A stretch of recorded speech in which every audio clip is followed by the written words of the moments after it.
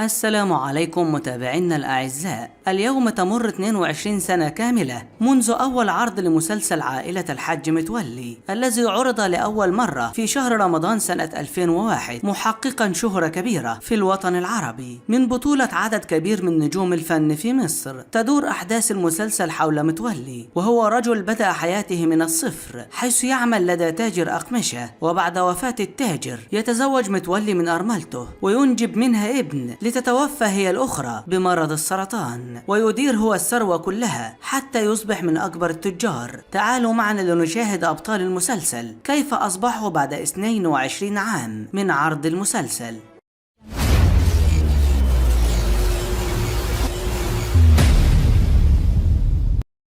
محمد الصغير أحمد الدفراوي، وشهرته محمد الدفراوي، مواليد عام 1931، ممثل مسرح وسينما وتلفزيون مصري، لعب دور الحاج سلامة وهو من علم متولي تجارة القماش. توفى سنة 2011 عن عمر ناهز 80 سنة، رحمه الله وأحسن إليه.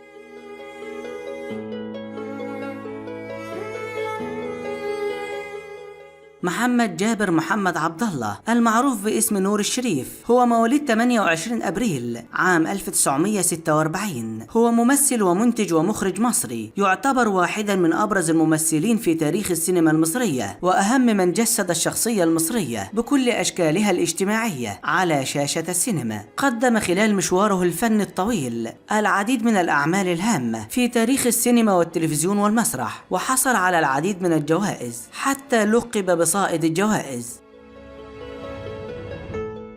لعب دور الحاج متولي وهو بطل المسلسل. توفى الفنان نور الشريف في 11 أغسطس عام 2015 عن عمر ناهز 69 سنة، رحمه الله وأحسن إليه.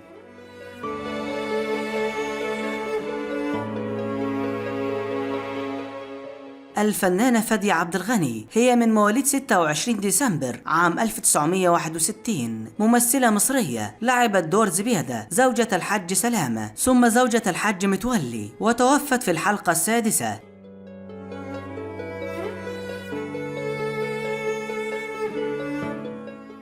الفنانة ماجدة زكي، هي من مواليد 12 ديسمبر عام 1958، لعبت دور أمينة زوجة الحاج متولي الثانية التي تزوجها لترعى ابنه سعيد ثم يكتشف أنها لا تنجب.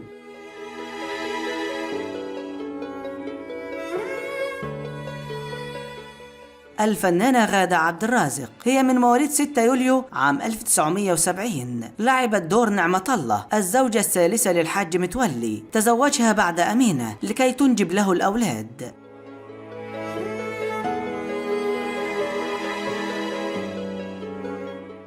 الفنانة سمية الخشاب، هي من مواليد 20 أكتوبر عام 1966، لعبت دور مديحة تعمل في الضرائب، وأعجب بها الحاج متولي وتزوجها لتكون الزوجة الرابعة.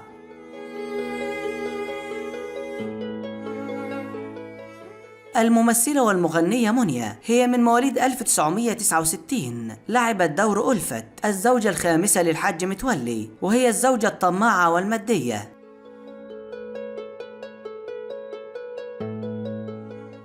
الفنان حسين الشربيني، هو من مواليد 16 نوفمبر عام 1935، لعب دور طلعت السخاوي منافس الحاج متولي في تجارة الأقمشة. توفى في 14 سبتمبر عام 2007 عن عمر ناهز 71 سنة، رحمه الله وأحسن إليه.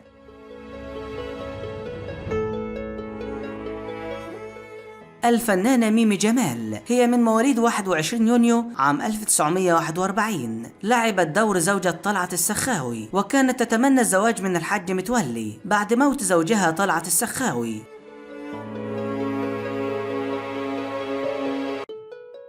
الفنانة نورهان، هي من مواليد 15 يناير عام 1982، لعبت دور سميرة ابنة طلعت السخاوي وزميلة سعيد وألفت، وكان الحاج متولي يتمنى الزواج منها إلى أنها رفضته.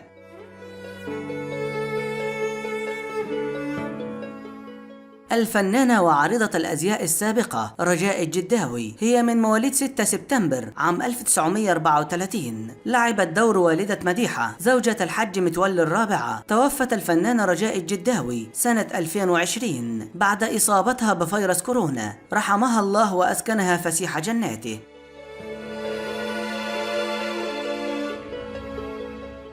الفنان ممدوح وافي، هو من مواليد 11 مايو عام 1951، وهو والد الممثلة ياسمين وافي. لعب دور زاهر زوج والدة مديحة. توفى 17 أكتوبر عام 2004 عن عمر ناهز 53 سنة، رحمه الله وأحسن إليه.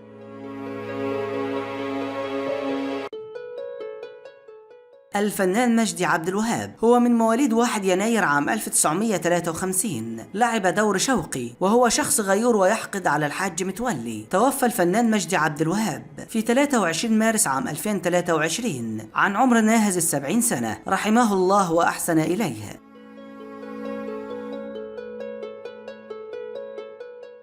الفنانة عايدة رياض، هي من مواليد 23 يناير عام 1954. لعبت دور صباح الدجالة وزوجة شوقي، والتي كانت تحب متولي عندما كان فقيرا.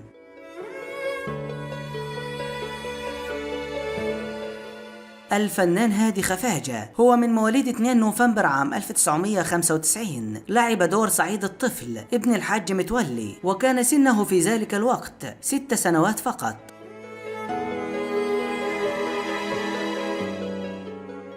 الفنان مصطفى شعبان، هو من مواليد 19 مايو عام 1970. لعب دور سعيد ابن الحاج متولي في مرحلة الشباب، وكان هذا الدور سبب شهرته الكبيرة بعد مسلسل الحاج متولي.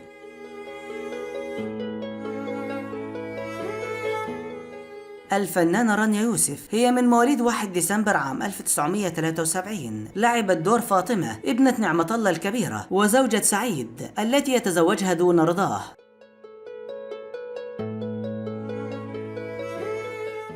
الفنانة عايدة غنيم، هي من مواليد 16 أغسطس عام 1982. لعبت دور سعدية ابنة الحاج متولي ونعمة الله.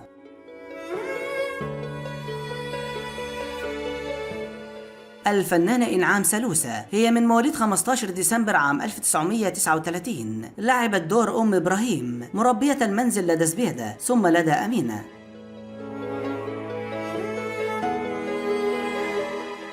الفنان يوسف العسال، هو من مواليد 14 مايو عام 1947. لعب دور جورج صاحب محل المجوهرات، وهو صديق متولي. توفى الفنان يوسف العسال في 19 نوفمبر عام 2014 عن عمر ناهز 67 سنة.